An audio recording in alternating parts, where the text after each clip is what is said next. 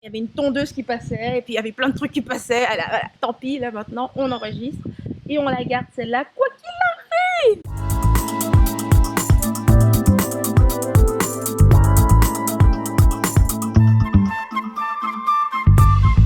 Donc, salut rebelle créative. Donc, une capsule inspiration aujourd'hui sous le soleil du Mexique, rien que pour toi. Et je réponds aujourd'hui à la question d'une rebelle créative qui me demandait comment motiver mes lecteurs à acheter mes services. J'adore cette question parce que je me suis posé la même question pendant assez longtemps. Et d'ailleurs, je vais te lire la question parce que tu vas certainement te reconnaître dans ce qu'elle raconte. Donc, c'est Diane qui m'a envoyé la question et dit: ma principale difficulté en ce moment est de parvenir à transformer mes lecteurs en clients. En effet, j'ai créé mon activité depuis maintenant 1 an, mais je n'ai toujours pas le moindre revenu grâce à elle et je souhaite la rendre enfin rentable. Donc mon problème est que je ne sais pas comment motiver mes lecteurs, actifs ou passifs, à acheter mes services, comment leur présenter cela comme une opportunité qui vaut la peine d'investir, plutôt que comme une vulgaire tentative de créer une pompe à fric. Si tu as un conseil à donner sur ce point, je serais ravie de l'écouter. Profite bien du Mexique, ça a l'air formidable. Et oui, c'est formidable. Merci Diane pour cette question parce que je sais que plusieurs passent sûrement par la même situation. Et je suis moi-même passée par cette situation lorsque j'ai lancé d'abord Rebelle Créative. J'avais aussi donc comme ça une communauté, plusieurs personnes qui étaient là et malheureusement je ne vendais rien. Donc je vais te partager exactement ce qui m'a permis, si tu veux, de passer d'un blog qui est simplement consulté à réellement une entreprise qui fait des revenus grâce à laquelle je peux vivre, mais aussi je peux engager d'autres personnes et aussi investir dans les choses qui sont importantes pour moi.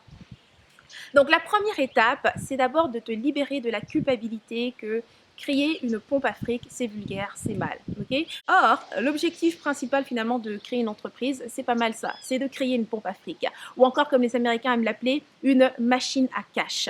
Et ce qui est marrant, c'est que dans ton approche, la manière dont tu le présentes, on voit bien que c'est moche. Tu trouves ça moche, c'est vulgaire, alors qu'en réalité, c'est vraiment l'objectif principal d'une entreprise. Tu vois, nous avons créé ce système que nous appelons entreprise dans le seul et unique but de créer de l'argent. C'est la seule raison de ce système.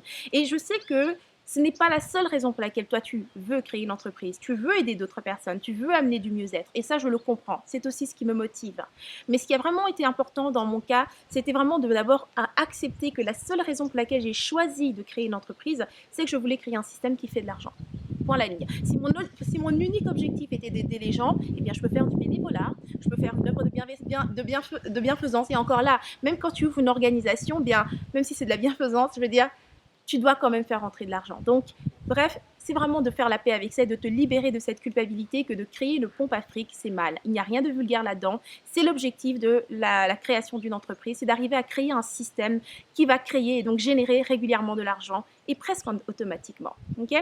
Donc, première étape, te libérer de cette culpabilité. La deuxième étape super importante, c'est d'être super clair en fait par rapport à ton offre. Tu vois, dans ta question, tu parlais de communication, de développement personnel et c'est pas clair en fait, tu vois, c'est pas ce qui va motiver les gens. Parce que ta question, c'est vraiment comment motiver tes lecteurs à acheter tes services. Et bien, la seule façon de motiver, ou en tout cas la meilleure façon de motiver une personne à faire une action, c'est qu'elle soit super simple. Donc, ce que tu vas faire, c'est que tu vas créer un service.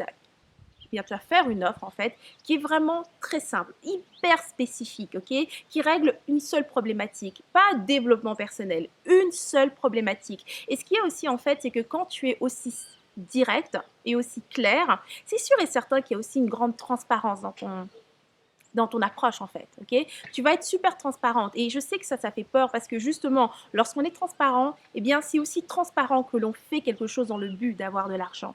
Donc c'est pour ça que cette première question qui est de vraiment se libérer de la culpabilité est super importante.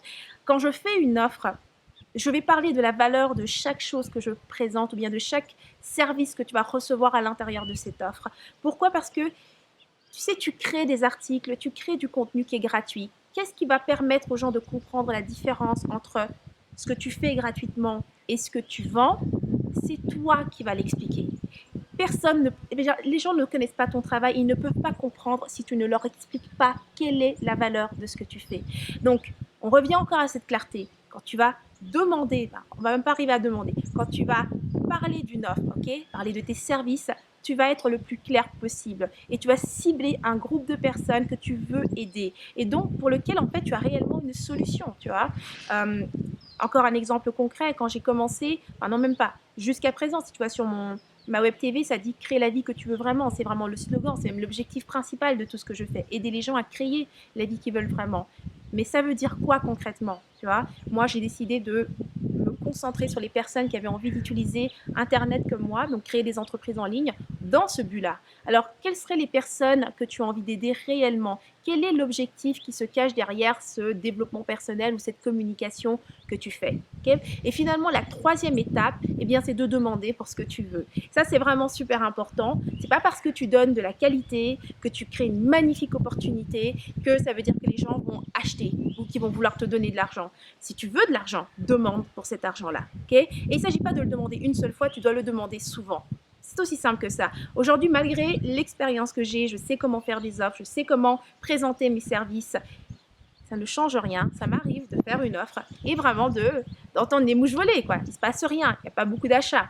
Eh bien, ce qui va faire qu'en fin de compte, cette offre va fonctionner, c'est que je ne la fais pas qu'une seule fois. Je vais la répéter plusieurs fois et je ne me démotive pas parce que je connais la validité de ce que je fais. Je sais ce que je suis en mesure d'apporter aux gens et il faut vraiment que tu t'assoies sur cette confiance. Et cette confiance ne peut être solide que si tu n'es pas, si tu t'es libéré en fait de cette impression qu'il y a quelque chose de vulgaire à vouloir de l'argent. L'argent et les prospects sont comme le sang et l'oxygène de ton corps, en fait, tout simplement. S'il n'y a pas de sang qui circule dans ton corps, s'il n'y a pas d'oxygène, eh bien, tu ne peux pas vivre. Eh bien, c'est la même chose pour ton entreprise. Sans l'argent, sans les prospects, ton entreprise ne peut pas exister. Et malgré tout, ce n'est pas pour ça que tu vis, ce n'est pas pour ça que tu te lèves le matin pour faire circuler ton sang et puis respirer. Donc, c'est ce que j'avais à te partager par rapport à cette question. Maintenant, j'aimerais savoir, toi, dans les commentaires, on va profiter de cette capsule pour un petit peu voir où en sont finalement nos croyances. Quelle est ta perception par rapport à l'argent dans ton entreprise? Okay. Peu importe ce que c'est, sois juste super honnête par rapport à ça. La deuxième chose que je te demanderais de regarder, c'est est-ce que cette perception te permet réellement de prendre de l'expansion ou est-ce qu'elle te restreint finalement? Okay. Et la troisième étape, si jamais tu te rends compte que cette perception te restreint, qu'aurais-tu besoin de modifier dans ta perception pour être en mesure de libérer ce canal et être en mesure finalement de recevoir cet argent qui est déjà là de toute façon pour toi et qui n'attend que toi.